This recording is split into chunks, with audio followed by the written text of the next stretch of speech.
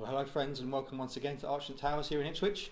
We thought we'd get together for another slice of Ipswich Town chat. It's been quite a while since we've done that, so I thought we'd better bring you all up to speed as to where we are. My name's Mark Heath, I'm the sports editor here, which means I wear outfits like this and walk around trying to look important while these boys do the actual real work. So without further ado, we've got Andy Warren, football writer. Hi. New father, sleep-deprived Andy Warren. No sleep. How's it going? What, sleep or just the whole thing? The baby, yeah, she's doing alright. No sleep, but I don't need sleep anyway, so up with excitement all night over this search for a new manager. So she doesn't seem interested though, little girl. Have you spoke to her about it? Well, I asked her who she wants. She doesn't care. Has she got a town kit yet? No, actually, someone has bought her. Hi, Colin. Bought a little teddy bear actually with a Ipswich Town badge on it, but no kit just yet. Who would be the player? On the back. Probably Bart. She's a keeper. Oh, really? Strong choice. Yeah. Anyway, so Andy will try not to nod off during this chat. And speaking of nodding off, someone else who also likes to nod off, but that's more for age reasons, isn't it, Mike? Yes, I like a little afternoon kit, never does any harm. Absolutely. You've got Mike Bacon, editor of the esteemed Kings of Anglia magazine. You just putting the finishing touches to today. New one is out in the next 10 days. Looking good. Yeah, got Tristan Nydam as our main feature, which is great. I went and saw him. He's a good lad. He's a really nice lad. Some good stuff from Tristan, and a big feature on Jimmy Bullard. I read that's worth very good. Yeah. So that'll be in the shop soon, and you'll be ordered online as well. That's a quality product out soon. We'll talk about that a bit more later on. And obviously, the idea with all this thing is to get interaction from you as well. So send in your questions as we talk. We'll have a little chat to begin with, and then we'll get to some of the questions, and we'll read out as many as we can and answer as many as we can. But of course, there's only really one place to start, and that's the search for the new Ipswich Town manager. It's been a really remarkable search in terms of I've lost count of the amount of favourites we've had and the people linked to it. Everyone from the very top names in the game. We're talking the likes of Gerrard and Lampard, all the way down to lower league managers and stuff. And it seems that we are approaching now perhaps the end game, just across the road from us, a stone's throw is Portman Road, and there've been people there potentially being interviewed.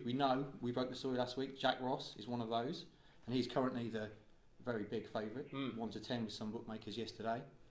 So, Andy, what is the latest? We've got Jack Ross and we've got Paul Hurst. They're the two names. Yeah. But is it a two-horse race? No, certainly not a two-horse race. There are others that we understand, not sure of any names at the moment, but there are others that are lined up for first interviews, let alone second interviews, which is what has been reported to have been happening with Jack Ross this week. First things first, they're probably not doing them over there. So these people that see Jack Ross at the petrol station or have seen him... I saw him in Asda. You saw Alan Pardew, didn't you? Alan Pardew in Asda, they're unlikely to be taking place in Ipswich. I gather they're probably taking place in London rather than in Ipswich.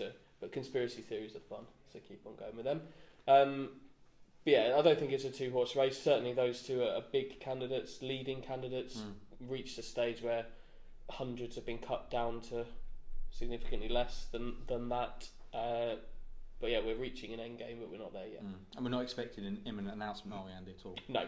No. So still a little bit of a way to go. Obviously, I think so. People like Hurst, of course, he's in the League One playoff final, so Town wouldn't really be able to approach him until after that game. No, I'm sure, as has happened with others, some feelers have gone out to these people. You're not just hearing about it for the first time when the club approaches looking to talk to you.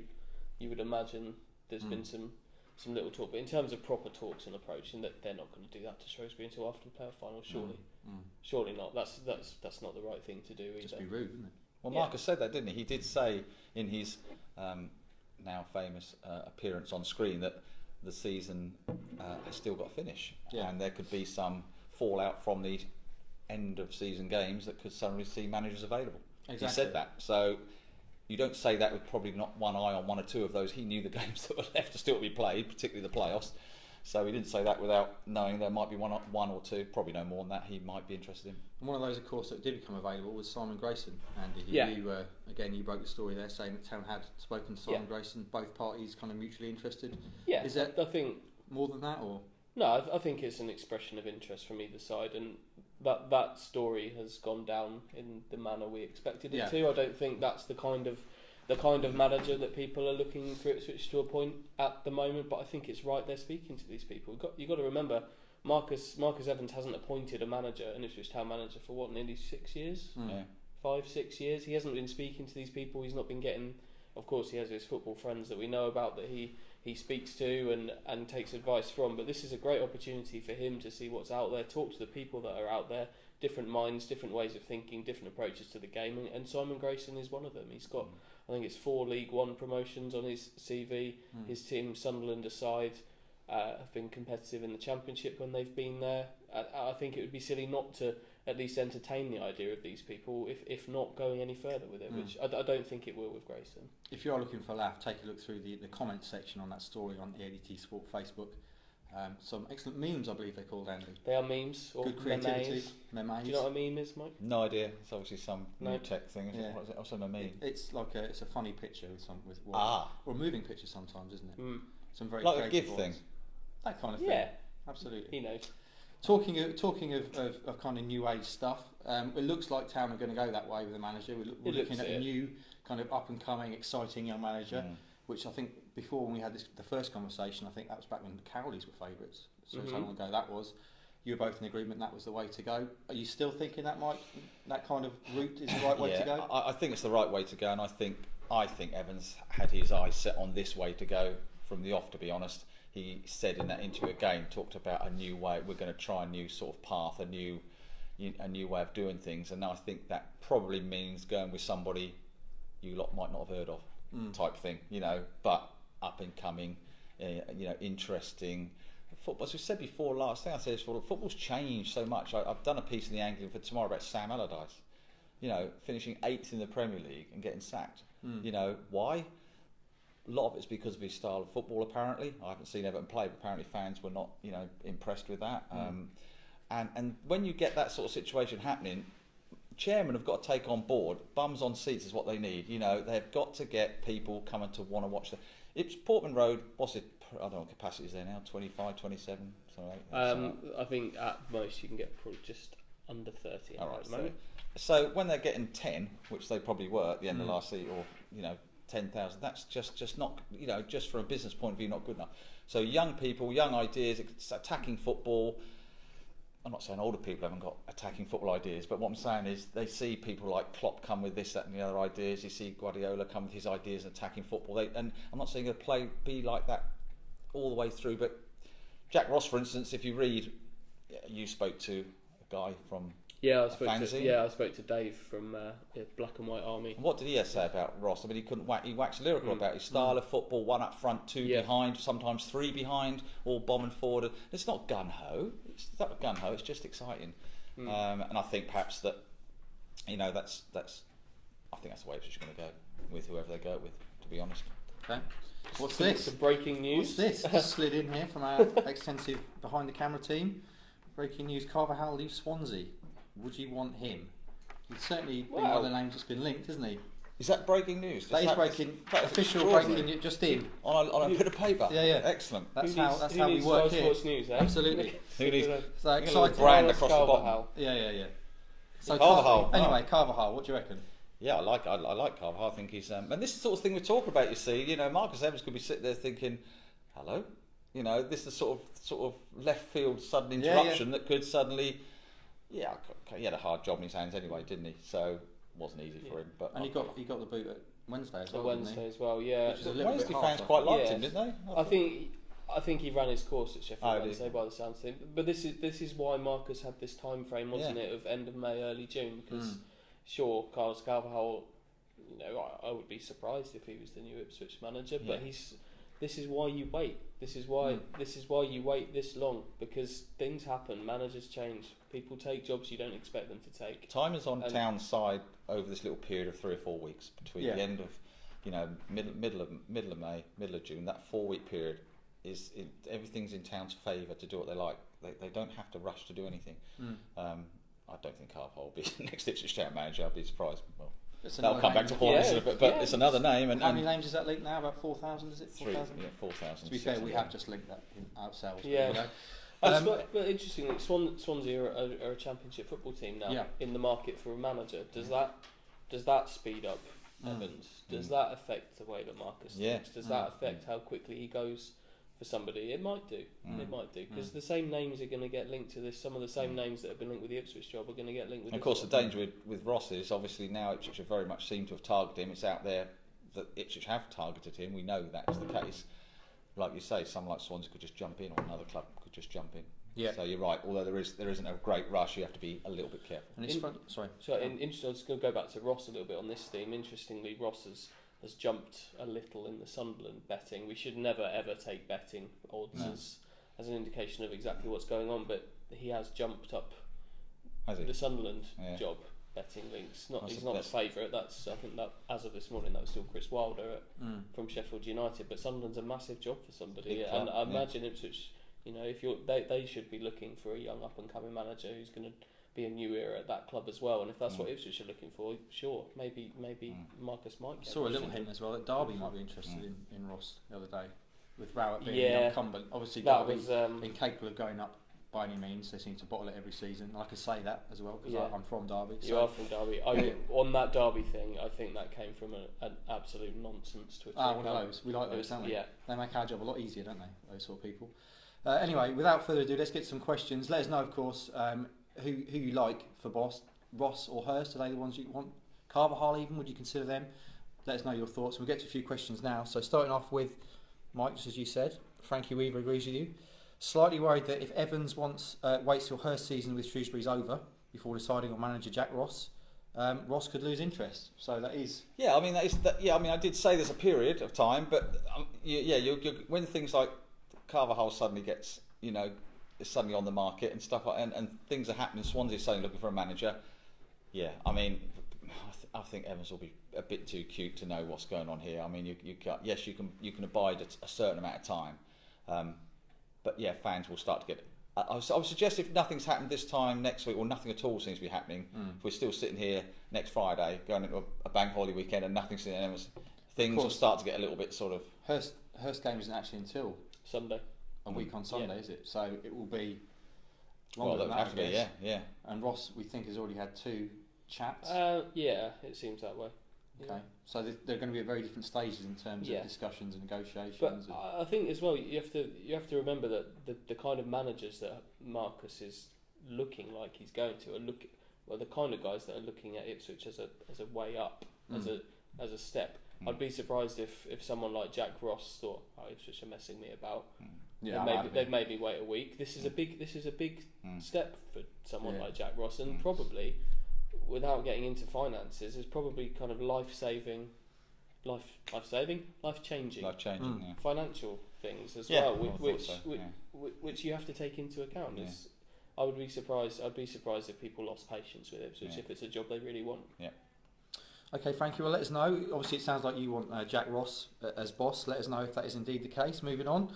Rex Manning. Now then, another story that we broke. Stuart Watson, who's not with us, he's off on holiday, unbelievably. Again, absolute joke. He's not committed enough. Unbelievable. Not committed enough, that lad. Oh dear. Rex Manning says, what are your thoughts on Terry Butcher and George Burley running the club? Of course, George Burley exclusively told us he was throwing his hat in the ring a couple of weeks ago. Created a lot of interest. A lot of people very excited about it. A lot of people saying, no, move on, that's in the past. Thoughts, gentlemen? First to you, Mike. Well, it's the persona of the pair of them. Of course, is fantastic. If it all went like a dream, it's a dream team.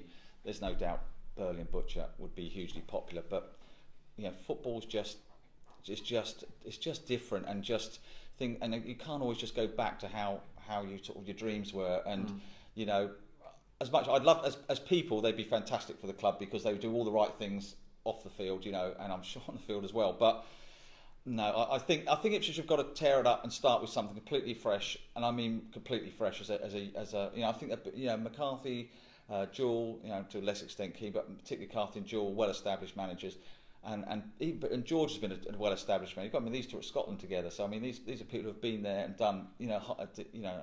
I would just like to see something fresh. I don't think I'd be very surprised if George and Terry got it. The odds are very long, aren't they? I'd hope they pick their brain. I hope he's picked George's brain though. Yeah. What a resource for someone. I'm sure he has before. I'm sure. And this is what actually I'd like to see Ipswich Town do more of. I think sometimes there is this. There's a manager and ex-players. Just I know at the training club they get involved with training, but I'd like to see them get more involved with like you say, picking their brains. Mick Mills, George Burley, Terry Butcher. These are people who have not only got a lot of knowledge, they've got a lot of passion for the club. So don't doubt they're not doing it for any other reason other than they'd like the club to succeed. And yeah, I'd like to see. Yeah, it'd be nice they pick their brains if nothing else. So time will tell with that one, but I think it's unlikely. Just going back to Rex, obviously it sounds like Rex, you wouldn't mind having those two in charge. Let us know. Luke Griffiths-Baker gives us a face with hearts on. Thank you, Luke. I'm not sure what that means, but we'll take that. Your heart's back. What do you do there? Some hearts. That's the Gareth Bale thing, isn't it? Oh, yeah, heart, yeah, it's good. That we got a picture of Luke Chambers doing that, which I found the other day. Yeah, I saw that. I don't know why. It was at the last match of the season, wasn't it? Is it? I assume the Town fans were giving him a nice big cheer, and he gives some love back. He's a good lad.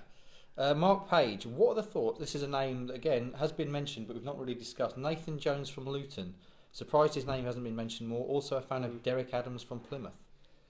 Jones not really been in. No, but I would be surprised if he's not one that they've at least attempted to talk to. Whether he would want to go to Ipswich, having just taken Luton up, I don't know. But I'd be surprised if they've not looked to speak with him. Well, of course, Flynn Downs has gone to Luton as well this season. Yeah. They know they must have some sort of connection. I asked Nathan like a week after. I think I saw him at a game at Colchester a week after Mick had left. I can't remember if it was when he had left or whether he said he was going to leave. It all blends into one. But I think he's no stranger to speculation. He's been linked with a lot of jobs. Aston Villa, I think he was linked with at one point, and he'll carry on being linked with a lot of jobs because he's an impressive guy. Yeah. He was on TV last night for the Lincoln game at Exeter. Speaks really well. I'd be surprised if they've not, at least asked a question there. And on that note, obviously Danny Cowley's Lincoln. They were the original, I think the second favourites after McLaren. Then it was the Cowleys. We're going to chat about them. They're now out of the playoffs. Yeah. Obviously, they signed a new deal, which one would think would make it a lot more unlikely, and he's certainly not really in the running in terms of betting anymore. But is that totally off the table, do you think? Well, again, I'd be surprised if they didn't try and speak to them. But it wasn't just the new deal that they signed. I spent about 45 minutes watching a kind of community press conference they did after that was signed, and they were talking about moving the family. I think the family have been largely still based in Essex during their time at Lincoln, and they found, obviously education's massively important to them as ex-PE teachers. They found schools where they're happy for their kids to go, and talking about real roots in Lincoln. So and Danny is the sort of guy who, and having spoken to him through, particularly when he was at Braintree, I'd be surprised he'd go through that type of charade to then turn around and just turn and say, actually, I'm going to Ipswich now. That's not Danny Cowley. I think they will. I think what they've done there, signing the new deal, probably means I'd be very surprised. Yeah. But what a first season for them though in the football league. Like they've got and that's what you talk about up and coming managers. I know they've still got a little way to go, but this is what fans are looking at and saying, well, how come they can have that? How come Danny Cowley's? How come they can have this type of thing? Well, other fans are going to start wanting that. They've done brilliant, haven't they? Absolutely. Moving on then with questions, we've got Glenn Sutton who simply says hello. So, hi Glenn. Good to see you. Hope you're having a good Friday and enjoying the chat. Peter John, the more I read and hear about Jack Ross, the more I want him here. I just hope ITFC don't wait too long and miss out. So obviously that's kind of something we've talked about. We don't think that's much of a danger at the moment, do we? In terms of waiting too long and missing out. I guess unless other clubs start coming in for him of a similar kind of level. I know, but then again, like it is more than a two-horse race, and they do want to wait and speak to Paul Hurst. But if Marcus is completely wowed by Jack Ross, it wouldn't be a surprise if they just pulled the trigger and went for it. Go for it. If you feel like something's right, you want to go for it, don't you? If you thinks he's found his man, then maybe. Yeah, if he's particularly impressed, you don't have to start interviewing another 3 or 4 after that just to convince yourself you weren't totally over impressed in the first place. Mark's has interviewed enough people over the years, doesn't he, to know. Yeah. Sam Gordon, hello Sam. Stuck a bet on Frank Lampard for the job up there for a while, wasn't he? Could work for all parties if you think about it. Now, again, obviously that's something that, with me being shallow and such, that kind of revs my engine. Frank Lampard being at Ipswich Town. But obviously very inexperienced as a manager. Has links obviously to Harry Redknapp, one of Marcus Evans' trusted football confidants, advisors. I think he's his nephew, isn't he? Yeah. And in terms of a name, would certainly bring a lot of attention. But realistically, can we see that? Would he need a director of football with him? Harry, perhaps? That's what everybody says when they talk about Lampard, isn't it?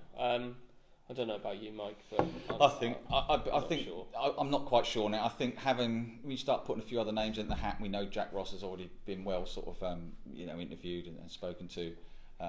Then I think I don't know, Frank Lampard. I mean, it would be quite something. But I think, and I suppose Steven Gerrard going to Rangers has sort of set that all up, hasn't it? And Frank is now going to go and get a job somewhere. He's a great guy, Frank Lampard. I'm sure he'd be wonderful for the fans. I'm sure the fans would love him. You know, again, he's a genuine guy. I mean, I think this experience of you just suddenly just become a manager, is not easy, and you'd have to have a bit of an entourage with you. And although say that he's got plenty of help, it would be a hell of a sexy signing, though, wouldn't it? It'd be, yeah. And as I say, me being incredibly shallow, it'd be exciting for us, wouldn't it? And for the town. Yeah.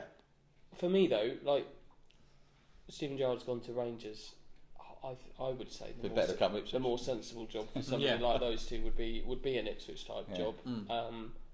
Somewhere where you've got time to work. And I get that these guys are used to fighting for trophies. They're winners. They're fighting at the top level for trophies, and that Rangers, in theory, would give you the chance to do that. But they're going to be expected to go in there and break Celtic's dominance almost immediately, isn't he? But it depends again what 7 years in a row the Celtic have won that league. Yeah, it depends what Marcus Evans wants. Is he prepared to go right down to the basics of someone who's never managed before, to give them a chance to show what they can do? Or you've got someone like Jack Ross or Paul Hurst who's managed and shown what they can do already.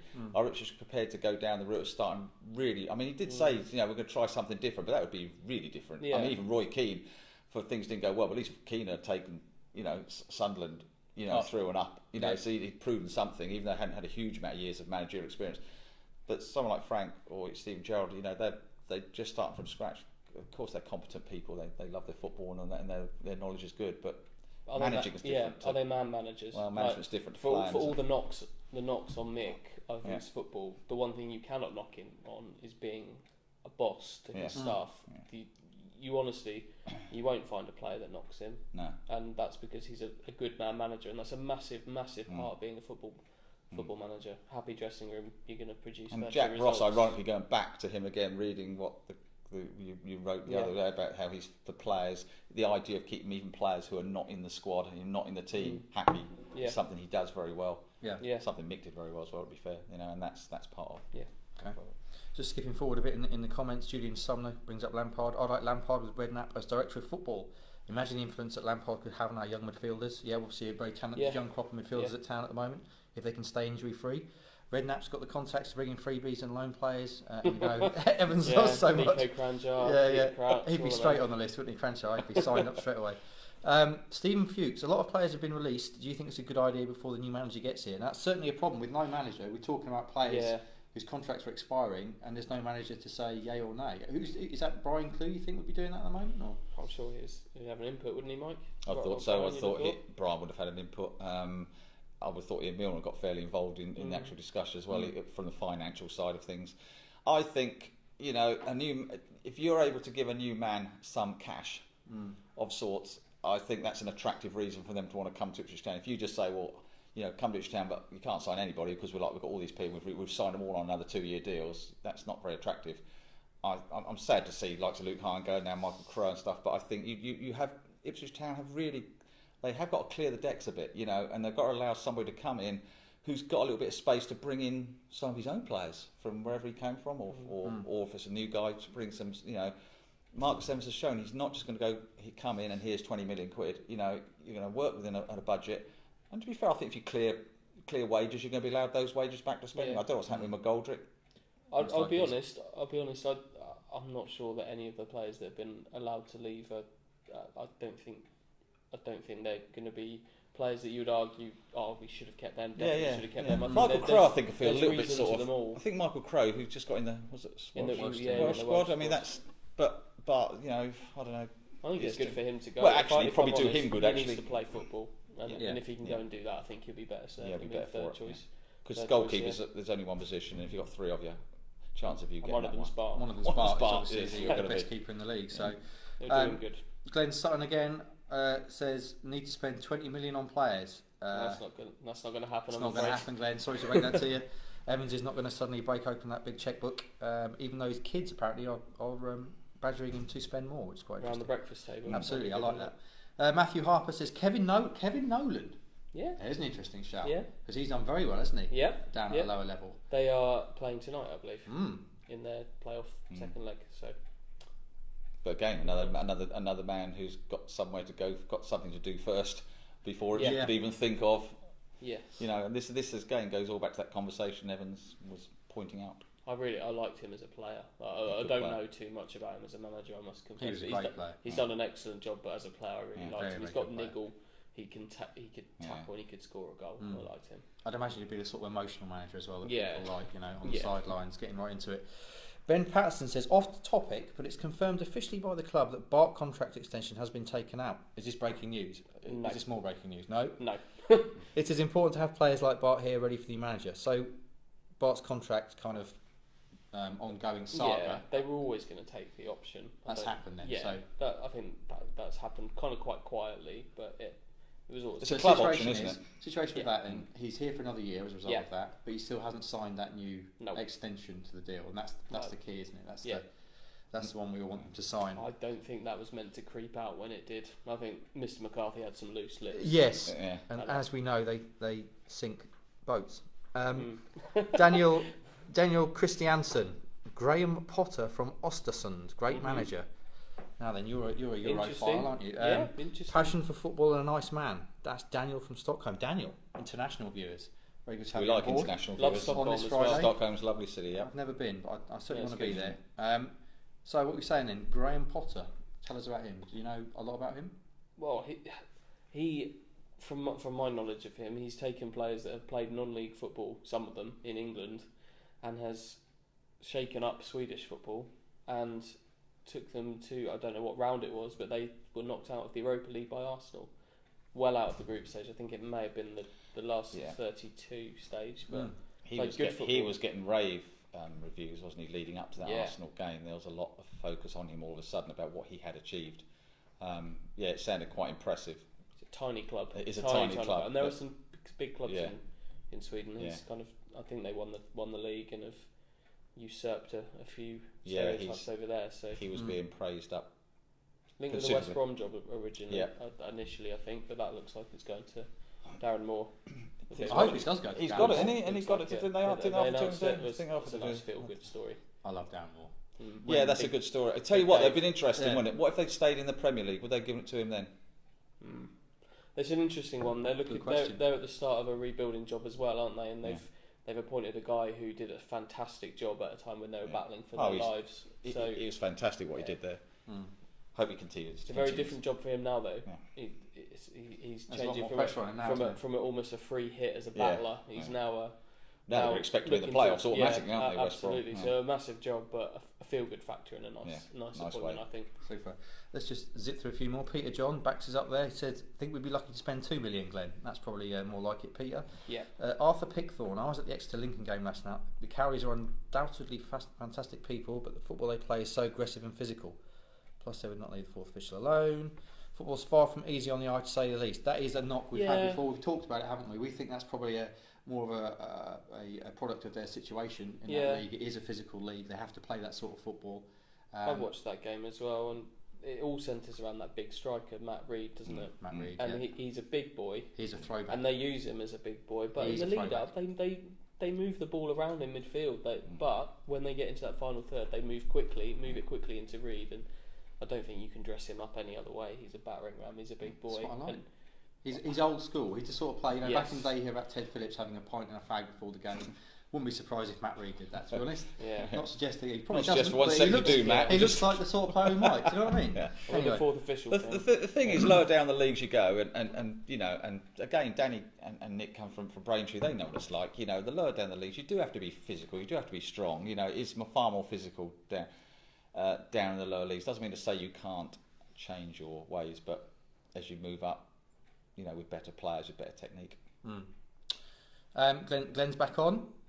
Hurst, my choice would be. So that's a vote for Hurst. Dean Cooper says he wants to know of all of us, who would your choice be as the next manager of the club? That's a tricky one for folks like us to name, really, isn't it? I think they're in the right. We've said all along. Well, I've said all along.